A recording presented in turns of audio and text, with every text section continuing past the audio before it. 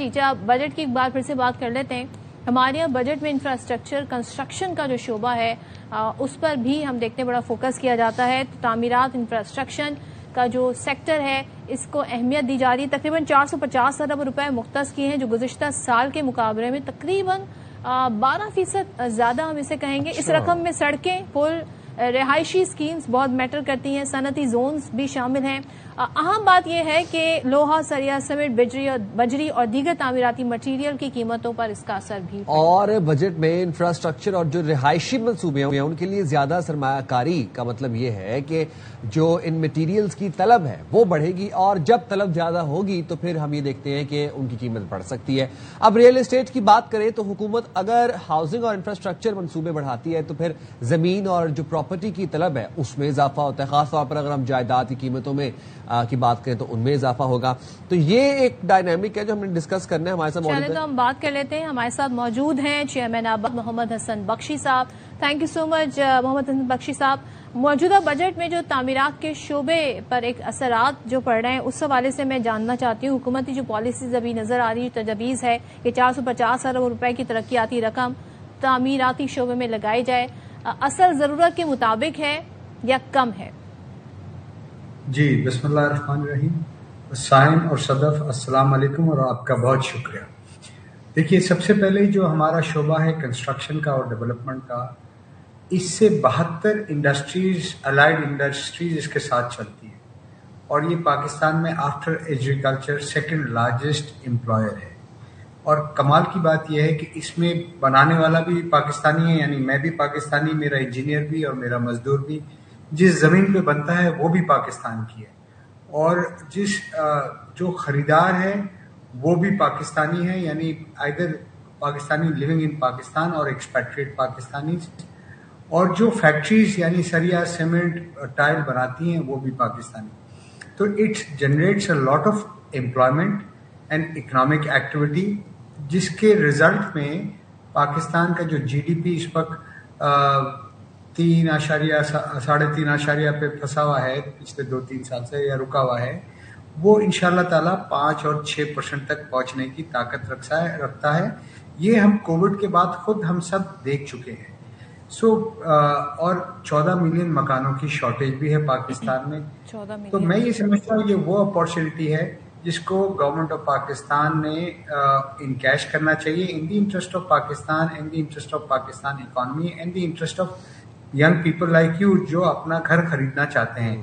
اس میں پچھلے سال گورنمنٹ نے کچھ اچھے اقدام کیے ہیں، جس میں اپ ٹو 10 ملین کا سبسڈائز لون ہے.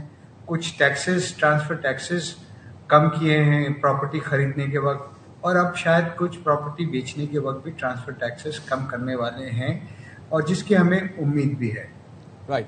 باقی صاحب جاننا میں یہ چاہ رہا ہوں کہ چلے ٹھیک ہے، ایک گڈ پروپورشن آف بجٹ میں مختص کیا گیا ہے پیسوں کا فار دا تعمیراتی سیکٹر، لیکن جب ہم بات کرتے ہیں کہ لوہا، سیمنٹ سمیت جو دیگر تعمیراتی مٹیریل ہے ان کے لیے بجٹ تو مختص کیا گیا ہے، لیکن کیا آپ کو لگتا ہے کہ ان کی قیمتیں زیادہ ہوں گی کیونکہ ان کی طلب بڑھے گی؟ تو اگر قیمتیں زیادہ ہوں گی تو پھر اس کے کیا اثرات ہوں گے؟ دیکھیے، آج بھی ان کی قیمتیں انٹرنیشنل مارکیٹ میں، گلف میں، امریکہ میں، یورپ میں، جہاں پر کیپٹل انکم 35 سے 40 ہزار ڈالر ہے، ہمارے ملک میں 1900 ڈالر ہے.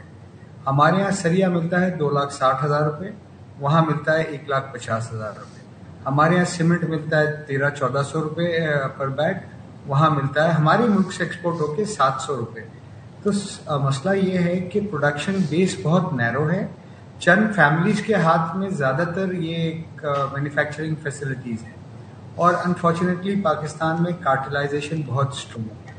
سو جب جیسے ہی مانگ بڑھے گی، ریکوائرمنٹ بڑھے گی، یقیناً جیسے میں نے کہا کہ these big producers work as cartels, تو وہ ریٹ بڑھائیں گے. اس کے لیے گورنمنٹ کیا کر سکتی ہے؟ اس کے اگر گورنمنٹ واقعی عام آدمی کو گھر دینا چاہتی ہے اور مناسب قیمت میں گھر دینا چاہتی ہے تو 2 کام کرنے پڑیں گے. گورنمنٹ کو اپنا یہ امپورٹ الاؤ کرنا پڑے گا سریے کی اور سیمنٹ کی، کیونکہ یہ 50-60% آف کنسٹرکشن ایکٹیویٹی ہے، تاکہ جو regulatory duty, additional regulatory duty ختم ہوگی تو ایک جہاز بھی باہر کا امپورٹ ہوگا نا، یقین مانے 50,000 روپے ٹن سریا کم ہو جائے گا، اور اسی طرح سیمنٹ بھی 300-400 روپے بیگ کم ہو جائے گا۔ دوسرا جو گورنمنٹ کو کام کرنا پڑے گا، اپنا لینڈ بینک کو اویلیبل کرنا پڑے گا ان عام پاکستانیوں کے لیے مناسب پرائز پہ جو پہلی بار گھر خرید رہے ہیں۔ دیکھیں یہ دو بڑے انگریڈینٹس ہیں افورڈیبل بخشی ہاؤسنگ۔ صاحب سوری ٹو انٹرپٹ یو، آپ نے کہا نا افورڈیبل گھر خریدنا، یہ اب ایک عام شہری کی پہنچ سے باہر ہو گیا ہے کہ وہ اپنا گھر بنائے۔ میں کہیں پر سن بھی رہی تھی کہ جو ڈیولپڈ سٹیز ہوتے ہیں وہاں پر تقریباً 70, 80, 89% جو آبادی ہوتی ہے ان کا اپنا گھر ہوتا ہے۔ کراچی کی اگر میں صرف مثال دوں تو یہاں 50% لوگ ہیں جن کے پاس اپنا گھر ہے، باقی 50% جو ہے وہ کرائے کے گھروں میں رہ رہے ہیں۔ تو یہ جو سارے اقدامات کیے جا رہے ہیں، کیا اب ایک عام آدمی کے لیے گھر خریدنا مزید مہنگا ہو جائے گا؟ جی، جیسے میں نے پہلے بھی کہا، لیکن دو انگریڈینٹس ہیں۔ ایک تو گورنمنٹ کو اپنا لینڈ بینک دینا پڑے گا۔ سندھ میں قانون یہ ہے کہ 1947 کے بعد بورڈ آف ریونیو جو بھی لینڈ 126 گز سے اوپر کا بیچے گا تو وہ تھرو آکشن بیچے گا۔ آج تقریباً 79 ایئرز ہو گئے، ایک آکشن نہیں ہوا ہے۔ من پسند لوگوں کو بورڈ آف ریونیو یہ لینڈ الاٹ کرتا ہے، اور جب بلڈر کے پاس یہ آتا ہے تو وہ کوئی سبسڈائز ریٹ پہ نہیں آتا، وہ مارکیٹ ریٹ پہ آتا ہے۔ سو ہم چونکہ کمرشل کاروبار کرتے ہیں بلڈر حضرات، ڈیولپر حضرات، تو ہم اس پہ اپنی کاسٹ آف کنسٹرکشن ایڈ کرتے ہیں، اپنا نفع ایڈ کرتے ہیں، بیچتے ہیں۔ تو اگر آپ کو واقعی یہ لوگوں کو مناسب قیمت پہ گھر دینا ہے تو میں نے جس طرح کہا، اسٹیٹ نے اپنا لینڈ ان لوگوں کے لیے مناسب قیمت پہ دینا پڑے گا تاکہ لوگوں کو مناسب قیمت پہ مکان ڈیلیور ہو سکے۔ اس وقت 52% جیسے آپ نے کہا آبادی کچی آبادی میں، سلمز میں اور شینٹیز میں رہ رہی ہے، تو یہ بہت انفارچونیٹ ہے۔ آپ یہ کہہ رہے ہیں کہ حکومت کو اپنا لینڈ دینا پڑے گا عوام کو، کیونکہ موسٹ آف دا پیپل بہت بڑی ایک آبادی ہے جو کہ سلمز میں رہ رہی ہے، کچی آبادی میں رہ رہی ہے، بٹ ہم دیکھتے ہیں کہ جو جگہ مختص کی بھی جاتی ہے شہر کے سبربس میں یا آؤٹسکرٹس میں، اس کو ڈیولپ کرنے کا کہا جاتا ہے، وہ تو دہائیاں گزر جاتی ہیں سر۔ وہ بہت ایسی سوسائٹیز ہیں، میں نام نہیں لینا چاہوں گا، لیکن وہ آج تک ڈیولپ نہیں ہوئی۔ 10 15 سال سے وہاں پر کام چل رہا ہے، لمبے لمبے فلیٹس کی بلڈنگز کھڑی ہیں لیکن پانی نہیں ہے، دیگر ایمینٹیز نہیں ہے، تو لوگ وہاں پہ رہ بھی نہیں سکتے۔ بالکل آپ کی بات صحیح ہے۔ دیکھیں انفراسٹرکچر ڈیولپ کرنا گورنمنٹ کا کام ہے۔ ہمارا تو کام ہے کہ اگر ہمیں ایک پلاٹ ملے ہم وہاں پر اپروول کرا کے ایک بلڈنگ بنائیں۔ انفراسٹرکچر ایک ڈیولپمنٹ کرنا ایک کنٹینیوس پروسیس ہے، اور ہر پروونشل گورنمنٹ کی میں سمجھتا ہوں مورل، ایتھیکل، لیگل ذمہ داری ہے کہ اپنے شہریوں کے لیے انفراسٹرکچر ڈیولپ کریں تاکہ کراچی جیسے شہر کی ڈینسٹی بھی کم ہو، لوگ تھوڑے سبب میں جا کے رہیں، وہاں پر ان کے اسکولز بھی اویلیبل ہوں، ہاسپٹلس بھی اویلیبل ہوں، پولیس اسٹیشن اویلیبل ہو، روزگار اویلیبل ہو۔ سارا کراچی باہر سے اٹھ کے بھی ڈاؤن ٹاؤن کراچی میں اگر دن میں آئے گا تو 1.5-2 گھنٹے کا آنا ہے اور 1.5-2 گھنٹے کا جانا ہے، تو وہ آدمی کیا پروڈیوس کر سکے گا، اس کی کیا پروڈکٹیوٹی ہوگی۔